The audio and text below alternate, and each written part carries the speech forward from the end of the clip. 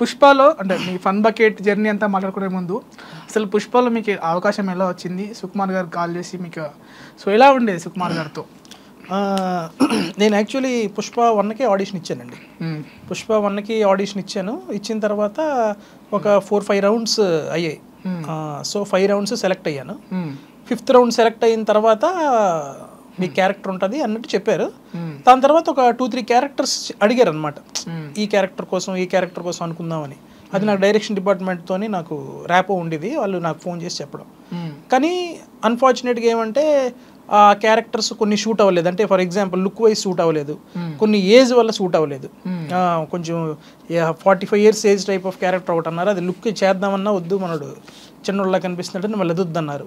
ఆ తర్వాత ఇంకో క్యారెక్టర్ నాకు ఫస్ట్ అడిగారు, బ్లాక్ టికెట్లు అమ్ముకునే క్యారెక్టర్ అమ్ముతారు థియేటర్లో అని.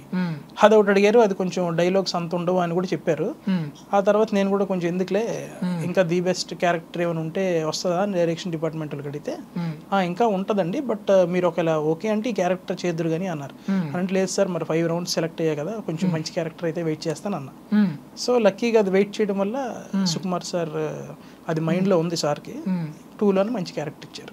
ఓకే, అంటే ఇప్పుడు ఈ ఫోటోగ్రాఫర్ క్యారెక్టర్ కాకుండా ఇంతకుముందు మీరు చెప్పినవి సో దాంట్లో ఉందా బ్లాక్ టికెట్?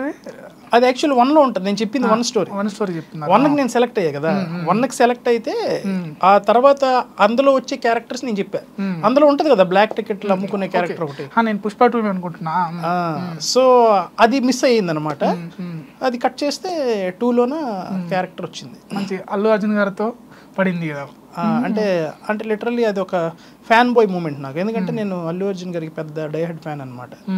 సో ఆ సినిమాలో అవకాశం రావడం ఒక ఎత్తు అయితే, ఇంకా బన్నీ గారితో అవకాశం దొరకడం ఇంకా అది సుకుమార్ సార్కి క్రెడిట్ లిటరల్లీ. అంటే మీకు ఎలా నరేట్ చేసినప్పుడు ఎలా చేశారు సుకుమార్ గారు? అంటే నెరేట్ చేయడానికి యాక్చువల్లీ క్యారెక్టర్ ఫస్ట్ నాది కాదు. ఆల్రెడీ ఇప్పుడు అంత పెద్ద సినిమా అయినప్పుడు క్యారెక్టర్స్ చాలా ఉంటాయి కదా. అందులో కొన్ని మెయిన్ క్యారెక్టర్స్ ఏవైతే ఆడిషన్ ద్వారా సెలెక్ట్ చేశారో, ఆ ఆడిషన్ ద్వారా సెలెక్ట్ చేసిన క్యారెక్టర్స్ని సార్ ఆల్రెడీ ఒకరు కాకుండా 2-3 పెట్టుకుంటారు స్పేర్గా. ముగ్గురు పెర్ఫార్మెన్స్ బాగానే చేస్తారు, 2 పెర్ఫార్మెన్స్ బాగానే చేసినా లుక్ వైజ్ ఎలా సెట్ అవుతారని చెప్పి వాళ్ళని కూడా లొకేషన్ పిలుస్తారు. సో అలాగే లొకేషన్ పిలిచారు ఈ క్యారెక్టర్కి ఒక 3 కుర్రోళ్ళని, ఈ ఫోటోగ్రాఫర్ క్యారెక్టర్ కోసం. కానీ నాకు పిలిచింది వేరే క్యారెక్టర్కి. నాకు చెప్పారు సంథింగ్ జగత్ బాబు వాళ్ళ అబ్బాయి ఉంటారు కదా అందులో, ఆ స్టార్టింగ్ విలన్ ఎండింగ్లో వస్తారు కదా, వాళ్ళ బ్యాచ్లో అన్నట్టు చెప్పారు. అందులో డైలాగ్స్ అంత ఉండకపోవచ్చు, అది ఇది అయినా మీరు వస్తారా అంటే 1లో మరి ఇంకెలాగో చాలా రకంగా ట్రై చేసాం కానీ లుక్ వైజ్ అన్ని సెట్ అవ్వలేదు కదా, వెళ్ళిపోతే బెటర్ బాబు అని వెళ్ళిపోయాను నేను. లొకేషన్కి వెళ్ళిన తర్వాత ఈ 3 కుర్రోళ్ళు ఎవరైతే ఉన్నారో ఈ ఫోటోగ్రాఫర్ క్యారెక్టర్కి, వాళ్ళు ఒక కుర్రోడు ఆల్రెడీ లోపల చేస్తున్నాడు, షూట్ జరుగుతుంది ఆ రోజు. ఆ అబ్బాయి సరిగ్గా చేయట్లేదు. ఇంకొక 2 ఆల్రెడీ ఉన్నారు, ఆ అబ్బాయి బాగా చేయకపోతే మనోడిని పెడదామని. ఈ లోపు నేను లొకేషన్కి వెళ్ళాక ఈ క్యారెక్టర్తో వెళ్ళాను అనమాట. ఈ లుక్తో నాకు గెటప్ కాస్ట్యూమ్ వేసిన తర్వాత వెళ్తే సార్ చూశారు, మనోడు హే చాలా బాగున్నాడు, ఓకే విలన్ లాగా సూట్ అయ్యాడు అన్నారు. బయటకు వచ్చిన తర్వాత మధ్యాహ్నం లంచ్ బ్రేక్ అయిన తర్వాత అప్పుడు కూడా మళ్ళీ ఫోన్ చేసి అర్జెంట్గా మీరు కాస్ట్యూమ్ మార్చాలి సార్, మీ క్యారెక్టర్ మారుస్తున్నారని అంటే మళ్ళీ కాస్ట్యూమ్ మార్చితే ఈ ఫోటోగ్రాఫర్ క్యారెక్టర్ కింద మళ్ళీ తయారు చేశారు. తయారు చేసి లోపలికి సార్ దగ్గరికి వెళ్ళి చూపిస్తే హే మనోడు ఈ క్యారెక్టర్లో కూడా బాగానే, ఈ గెటప్లో కూడా బాగానే ఉన్నాడు అనగానే ఆ కుర్రోడు ఆల్రెడీ ఎవరైతే చేస్తున్నారో ఆ అబ్బాయికి కొంచెం నువ్వు ఇంకా సరే చేయట్లేదు, చాలా టేక్స్ అయిపోతున్నాయి, పెద్ద ఆర్టిస్టులు ఉన్నారు, ఎందుకంటే రావు రమేష్ గారు బన్నీ గారు ఉన్నారు కదా అని చెప్పి ఆ అబ్బాయిని పంపించారు. నన్ను ఇమీడియట్గా తీసుకెళ్ళి అక్కడ నించోబెట్టి ఇమీడియట్గా అప్పటికప్పుడు, అంటే నాకు ఆ సీన్ కూడా తెలియదు కదా, నేను వెళ్ళింది ఇంకొక క్యారెక్టర్ కోసం, అప్పటికప్పుడు చేయండి అన్నారు. అనేసరికి కొంచెం చిన్న టెన్షన్ ఉంటుంది, ఎందుకంటే ఆ స్క్రిప్ట్ నాకేం తెలియదు, వాళ్ళందరూ ఆల్రెడీ ప్రిపేర్డ్ కదా. అప్పటికప్పుడు ఆ డైరెక్షన్ డిపార్ట్మెంట్లో ప్రవీణ్ అన్న వాళ్ళు వచ్చి చెప్పారనమాట ఇలాగలుగా అని. అంటే ఆ సీన్ విన్నాను, ఆ తర్వాత టేక్ అన్నారు, అయిపోయింది, సింగిల్ టేక్లో చేస్తాను. బన్నీ గారు అంటే బిహైండ్ ద స్క్రీన్ ఎట్లా ఉండేవాళ్ళు మీతో? Behind the screen starting first నేను షూట్కి వెళ్ళినప్పుడు అయితే యాజ్ ఎ ఫ్యాన్గా నాకు ఎలా ఉంటుందంటే, మనకి చాలామంది ఫ్యాన్స్ ఉంటారు నాలాగే అతనికి షూటింగ్లో, మనం చాలా ఎగ్జైట్ అయిపోతుంటాం. అరే రే అన్న అని. ఫస్ట్ నేను లొకేషన్కి వెళ్ళినప్పుడు నేను షూట్లో నాకు ఏ క్యారెక్టర్ ఇస్తారనేది పక్కన పెడితే అతను చూడడానికి వెళ్ళినట్టుంది. అది అతను చూడాలని, ఎందుకంటే నేను ఇన్ని ఇయర్స్ ఇండస్ట్రీలో ఉన్నాను కానీ ఎప్పుడు డైరెక్ట్ అంటే కలిసే ఛాన్స్ వచ్చినా కూడా కలలేదు. ఇలాగ షూటింగ్ ద్వారా కలాలి అని ఒక గోల్లా పెట్టుకున్నా. సో ఇంకా ఈ ఛాన్స్ వచ్చింది అని చెప్పి ఆ రోజు చూద్దామని వెయిట్ చేస్తుంటే వెళ్ళే లోపలికి ఫస్ట్ ఆయన్ని చూసిన తర్వాత ఒక ఫ్యాన్ బాయ్ మూమెంట్, ఆ ఎగ్జైట్మెంట్ చాలా బాగుంటుంది. కానీ వెళ్ళిన వెంటనే నమస్తే అన్న అంటే ఆయన అన్నారు అంతే. ఆ క్యారెక్టర్లో ఏం మాట్లాడలే, ఆ స్టార్టింగ్ ఏం క్యారెక్టర్లో అది ఉన్నారు. అనగానే తర్వాత సీన్ అయింది, వైడ్లో మొత్తం అయిపోయింది. చేసిన తర్వాత మళ్ళీ నా క్లోజ్ మిడ్ పెట్టినప్పుడు, అప్పుడు షార్ట్ జరుగుతున్నప్పుడు ఒక ఆ సీన్లో ఎలా చేయాలి అంటే ఆ సీను ఇప్పుడు మీరు సినిమా చూసారు కదా, చూసా. ఆ సినిమాలో ఆ ఫోటో క్లిక్ చేస్తాం కదా, క్లిక్ చేసేటప్పుడు నాకు దొంగచాటుగా క్లిక్ చేయమన్నారు. అదే నేను అడదాం అనుకుంటున్నా, చెప్పండి. అది దొంగచాటుగా క్లిక్ చేయమన్నారు. అయితే సార్ జస్ట్ దొంగచాటుగా నువ్వు క్లిక్ చేయి, నువ్వు ఎలా చేస్తావు నాకు తెలియదు అని సార్. అయితే సర్లే అని చెప్పి అది కొంచెం కామెడీ టైమింగ్లో కూడా చేయాలన్నమాట. అతను సీరియస్గా మాట్లాడుతుంటారు, సీఎం గారు మాట్లాడుతుంటే ఎలాగెత్తి ఏయ్ అని అంటే అది చేస్తుంటే రావు రమేష్ గారు గట్టిగా నవ్విశారు అనమాట లొకేషన్లో. భలే చేసాడు మనోడు అని ఆ టైమింగ్లో చేసినాను. నవ్విన తర్వాత అప్పుడు అతను అడుగుతారు, ఫోటో తీసినావు నువ్వు అని అడుగుతారు ఆయన. అంటే స్టార్టింగ్ సుకుమార్ సార్ చెప్పినట్టు ఎలాగైతే సీన్ ఎక్స్ప్లెయిన్ చేశారో అలాగే భయంతోనే చెప్పాలి. ఎందుకంటే నేను అతని దగ్గర ఫోటోగ్రాఫర్ అంటే ఆయన దగ్గర పనుల్లాగే, అంత పెద్ద సీఎం గారి దగ్గర పర్సనల్ ఫోటోగ్రాఫర్ అంటే ఉద్యోగంలో నుంచి తీసేస్తాడేమో అని భయంకి తీసావా నువ్వు అని సీరియస్గా కడితే నేను ఈ టైప్ ఆఫ్ భయం చూపిస్తుంటా. అదే యాక్చువల్లీ స్క్రిప్ట్లో ఉంది. అయితే బన్నీ అన్న అప్పుడు మాట్లాడారు, రైట్ రా అన్నారు అంటే వెళ్ళే అనమాట.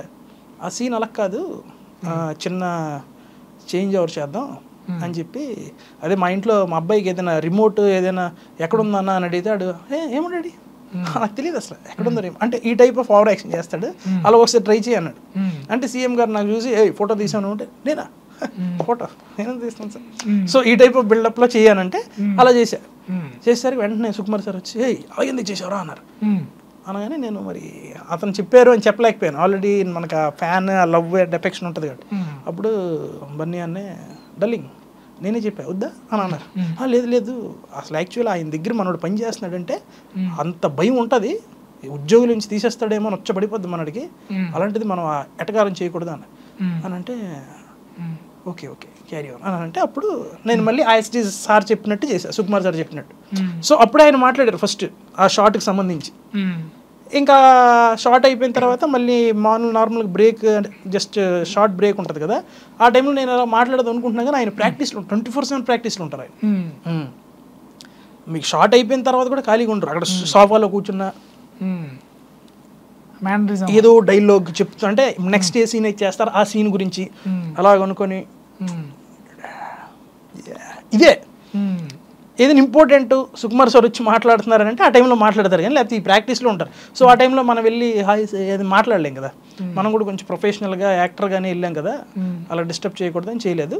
కాకపోతే మధ్యలో ఒక 2-3 టైమ్స్ నార్మల్గానే మాట్లాడా, అంటే షార్ట్కి సంబంధించి ఇలాగా అలా ఇక్కడి నుంచి వచ్చా, ఈ లైట్ నా మీద పడుతుందిరా కరెక్ట్ చూసుకో, ఇవి స్టార్టింగ్ షూట్ అయినంత వరకు అదే మాట్లాడా.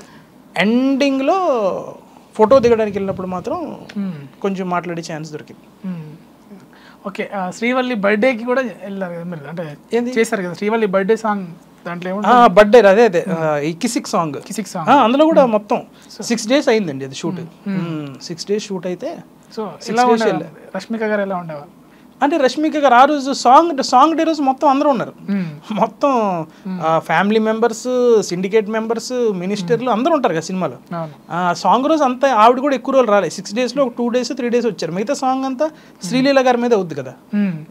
ఆవిడతో మనకి ఎప్పుడంటే ఆ ఇంట్లో సీన్, ఈ సాంగ్ స్టార్ట్ అవ్వకముందు సీన్ ఉంటుంది కదా, అతను రావు రమేష్ గారు ఫోటో దిగాలబ్బా అని శ్రీవల్లి గారు తన్నప్పుడు ఏడాకి సిక్ అంటే నేను వస్తా కదా, అప్పుడు ఆవిడతోనే కాంబినేషన్ డైలాగ్స్ ఏమి ఉండవు, ఆవిడ పక్కన నించొని ఉంటారు, ఆవిడ ఫోటో దిగడానికి వస్తే నేను ఎంట్రీ ఇస్తా. అప్పుడు అది జస్ట్ అంత ఎక్కువ మరీ అంత అంటే మాట్లాడుకునే అంత టైం లేదు, బట్ కొంచెంసేపు మాట్లాడింది కూడా జస్ట్ ఆవిడ హాయ్ చెప్పడం, నేను కూడా హాయ్ అండి అని మాట్లాడడం అంతే. సో అంటే తెలుసా ముందే కిసిక్ సాంగ్ ఉంటుందని చెప్పారా? తెలీదండి నాకు తెలీదు, కానీ ఆ షూట్ అయిపోయిన తర్వాత అది హౌస్లో సీన్ అయిన తర్వాత అది ప్యాకప్ అయిపోయింది. కానీ ఆ సాంగ్ ఎప్పుడు లాస్ట్లో అయింది, షూటింగ్ లాస్ట్ డేస్లో అయ్యాయి. ఈ ఇంట్లో సీన్ ఎప్పుడో జరిగిపోయింది అది, అంటే ఒక 4 months రిలీజ్ 4 months ముందే అయిపోయింది. అప్పుడు డైరెక్షన్ డిపార్ట్మెంట్లో కొంతమంది నాకు తెలిసిన వాళ్ళు ఉంటే చెప్పారనమాట, ఇందులో ఒక సాంగ్ ఉంటుంది, ఆ సాంగ్ కొంచెం నీ పేరు మీద ఈ పేరుకి సంబంధించి ఉంటుంది అన్నారు. అని ఉంటుంది అంటే అక్కడో చిన్న ముక్క ఏదో ఎలాగో ఉంటుందేమో చిన్నది అనుకున్నా, కానీ సాంగ్ మొత్తం అలాగే ఉంటుంది అని తెలియదు. అది షూట్కి వెళ్ళిన రోజు చూసి అప్పుడే విన్నాక సాంగ్ నేను. నిజంగా భలే థాట్ అది, ఆ సౌండ్ తోనే సాంగ్ చేసుకోండి. అంటే దానికి ముందు సీన్ అలాగ ఉంటుంది, అదే దానికి ముందు సీన్ ఏదైతే ఉంటుందో అది ఒక చిన్న ఫన్ ఎలిమెంట్ టైప్లో ఎండ్ అవుద్ది, అదే సాంగ్ లీడ్ కనెక్టెడ్ సాంగ్ అనమాట.